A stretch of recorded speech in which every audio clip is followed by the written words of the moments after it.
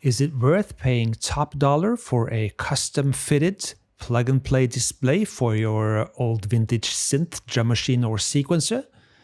Or should you just go for the cheapest one you can find and do it all yourself?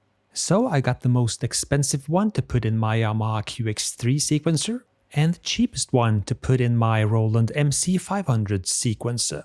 And so, with a little bit of DIY, I can use this display found on eBay for around $8 and free shipping. A standard LCD display which requires a little bit of DIY. Why this is a customized QX3 PMVA display, plug and play, which will cost you around $120 plus shipping and VAT.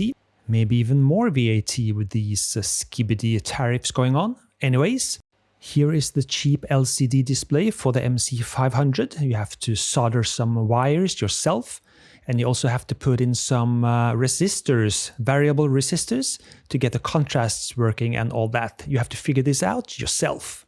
And while we had this open, we added a Gotek floppy emulator, courtesy of Chris Poacher from CPmagnetic Media. Thanks a lot, man. And we also converted this from 110 volts to 220 volts. Getting access inside the MC-500 is very easy compared to the QX3 which we have here. And this is the old display. Looks pretty on camera, but it's quite unreadable in real life actually.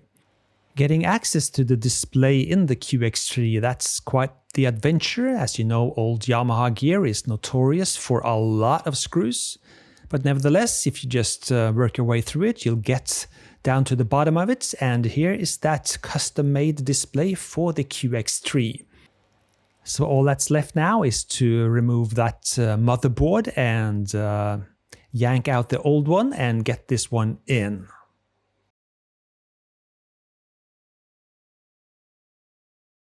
And here you can see that old one up to the right there. The old display is getting its power from the motherboard through a special connector, and that connector is what we're going to use to power the new display as well.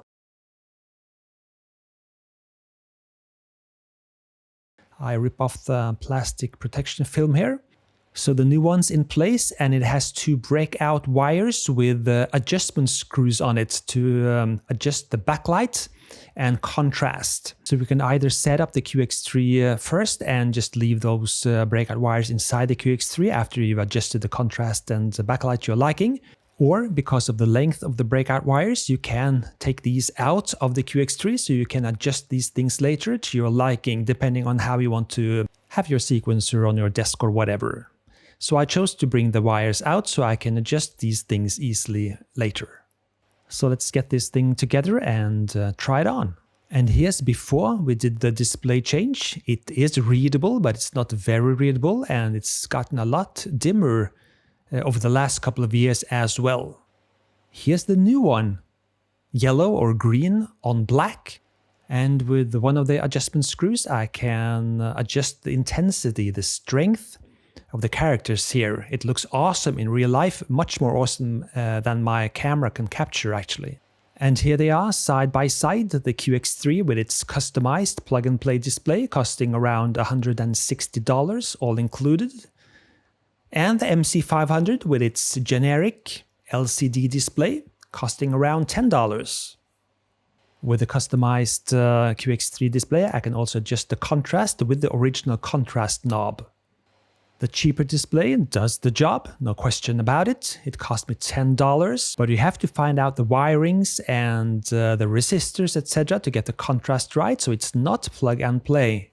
So the question is it worth it paying top dollar to get a customized plug and play display? Well, that's up to you. If you have the money and if you want the best looking display, you should definitely go for one of these high-end displays. It looks a lot better and it's easier to install. But if you're on a budget and you want a display that will do the job, the $10 display is definitely up to the task as well.